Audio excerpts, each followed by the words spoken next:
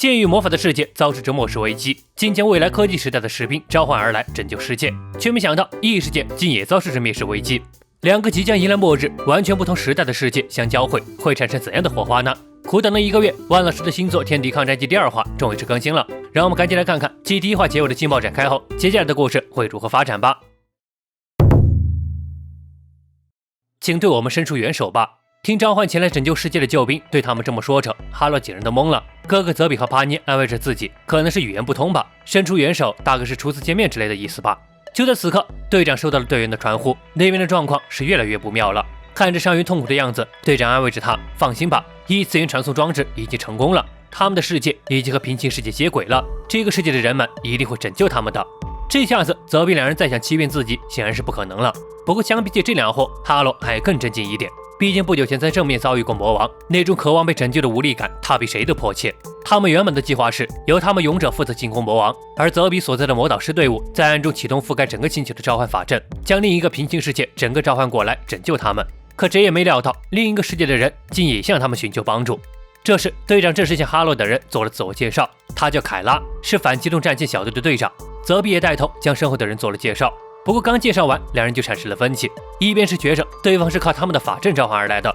另一边则觉着是他们用异次元传送门将泽比他们叫来的。两人突然都意识到，似乎他们都没有说谎，也就是说他们都成功了，将彼此的世界给召唤而来，交融成了一个全新的世界。在鲜明的世界交汇线上，他们暂且休整了片刻，相互了解着对方世界的状况。原来凯拉他们的世界所面临的危机是机器人，是人类不小心创造出来的人工智能灾害，如今已经占领了80%的地表。可不管是机器人还是人工智能，都不是泽比能理解的，但总归是人类制造出来的产物，应该不难对付吧。凯拉摇了摇头，表示那些机器人早已进化到超越人类的智慧，甚至创造出了人类都难以理解的武器。泽比还是不服，怎么说也不可能强过他们这边的魔族吧，那些可都是会魔法的存在。两人正为两边的敌人强弱而争论时，突然间传来一阵奇怪的音乐声，成群的机器人蜂拥而至，挂着一张微笑脸，发出 AI 声，表示他们不是人类的敌人，是前来保护各位的，会给各位提供幸福的生活。躲在石头堆后面的凯拉向众人解释道，这些机器人甚至已经学会用花言巧语来更有效地把人类骗出来杀掉。原本泽比还不太相信，可下一秒机器人便发现了石堆后的生命反应，瞬间变脸冲他们杀了过来。凯拉反应迅速，整张队伍便发起了反击，可那能轻松碾压魔物的子弹打在机器人身上竟然一点用都没有。随后他们更是搬出了特制穿甲弹，这惊人的爆炸声光听着都吓人，可验证过后，那些机器人仍然是毫发无伤。不久前还有效果的子弹已经被他们完全适应了，这便是 AI 的恐怖进化。原本跟四脚虫一样的机器人露出了体内各种武器，眼看着就要手起刀落。就在此刻，大地突然开裂，是泽比的地裂魔法将机器人给拦了下来。感知到未知能量的机器人一时间不知该如何应对。趁此时机，泽比身边名为瓦利的魔导师也挥动着法杖，上级冰冻魔法暴风雪，给陷在坑里的机器人冻成了冰雕。又听到一声 AI 声，遭受的未知魔法机体温度急速下降，主系统关闭。凯拉等人都傻眼了，这些异世界的人竟然用一根木棍子就打倒了机器人。泽比笑着表示，看来你们是第一次见到魔法，魔法对这些体内没有任何魔力的铁疙瘩来说特别有效。果然如他所料，并不是什么厉害的敌人嘛。见识到泽比几人的能力后，凯拉正式向泽比发起了邀请。他们的科学文明已经被这些不断进步的 AI 所超越，但只要加上你们异世界的魔法，就能对付他们了。泽比也同样如此，他们异世界的科学武器说不定真是打倒魔王的关键呢。于是就这样，双方决定携手合作。即使这世界才刚刚交融，但没有什么能比拯救彼此的世界更为重要。不远处看着哥哥一步步找到拯救世界的方法，哈洛由衷地替哥哥感到自豪，但同时也责怪自己没能帮上忙。这时帕涅突然闻到一股熟悉的味道，果然刚才的魔法引来了魔王军。就在众人商讨着要不先用个飞行魔法去别处躲一躲，身后突然传来 AI 声，机器人部队重启系统后又杀了过来。如今是前有虎后有狼，他们彻底被包围了。泽比怒吼着，他们的飞行魔法需要准备5分钟，让凯拉他们帮忙牵制敌人。于是便诞生了这么戏剧性的一幕，两边交换的敌人似乎应对起来还挺轻松的。泽比的雷击魔法一瞬间便能瘫痪一片机器人，另一边的火力压制也让魔族一步也靠近不了。看着努力争取时间的大家，哈洛也想帮忙，可刚有所动作就被泽比怒视着，伤员就该好好休息，以备不时之需。就在这时，场面的状况似乎发生了异变，魔物堆里一道身影缓缓浮现。同一时间，机器人一边也传来了 AI 声，学习完毕。话音落下，泽比的魔法就被一只明显高一级的机器人展开屏障给挡住了。这货一看就不是普通的机器人，这么快就分析出了泽比的魔法能量，制造出了相应的能量护盾。泽比正想回头问问凯拉，却突然看到一名队员被魔物像小鸡一样拎在手里。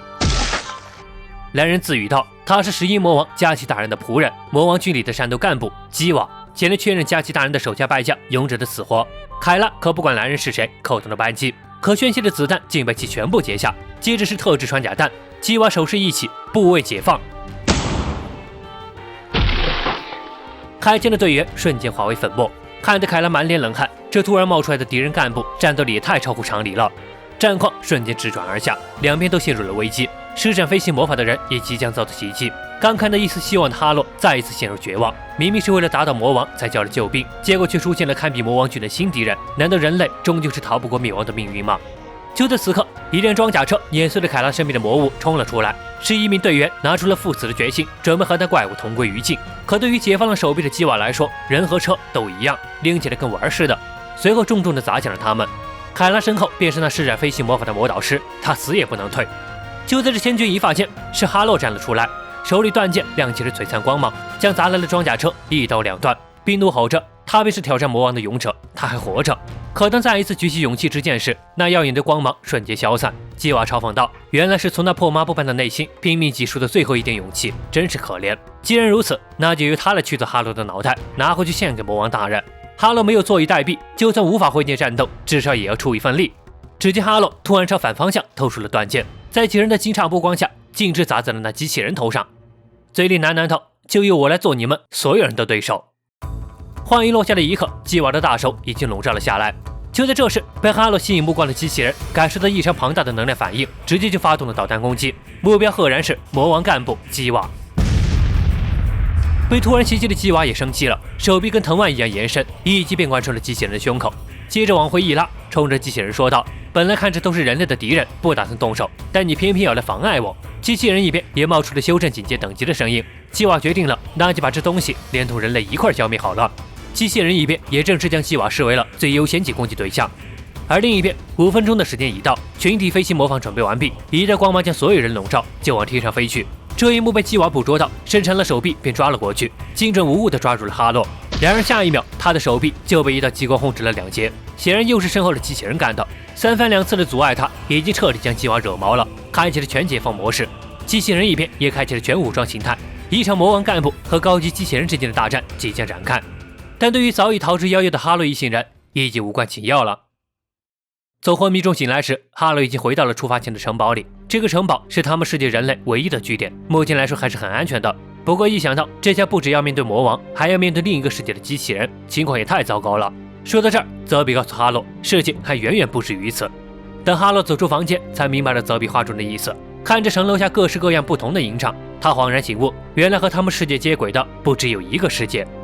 那些习惯服侍的难民，怎么看都来自于好几个不同的世界，唯一的共同点便是，他们所有人类都濒临灭绝，都和他们一样是来寻求帮助的。一时间的信息量大得哈洛不知该说些什么，当然我也一样。到这里，《救治天地抗战记》第2话的全部内容了。继第1话的劲爆展开，没想到第2话展开更加劲爆。另一个世界是人工智能危机，通过上1话还能勉强猜到1、2，可我怎么也没想到，这竟然不只是简简单单的一队人群穿，而是整个世界的接轨。更离谱的是，最后还告诉你不止一个世界接轨而来。从这个画面就能看出来，左边这个服饰，还有这个原始人服饰、斗笠装扮、现代校服，以及这2面完全不同风格的制服，这一下子就能看出5、6个世界来，并且每个世界都有着不同的天敌。按照机器人和魔王干部的实力来看，能造成人类灭绝的天敌，应该实力都差不多，简直就是一场大乱斗。很难想象之后要是不同世界的天敌，就像魔王干部和机器人一样，互相看不过眼打起来，那才是真正的视觉盛宴。得亏是万老师执笔，这种混杂一团的剧情构造，每个身后功底还真驾驭不住，并且对画工的要求也是相当的高，也不知道负责作画的金太郎能不能顶得住啊。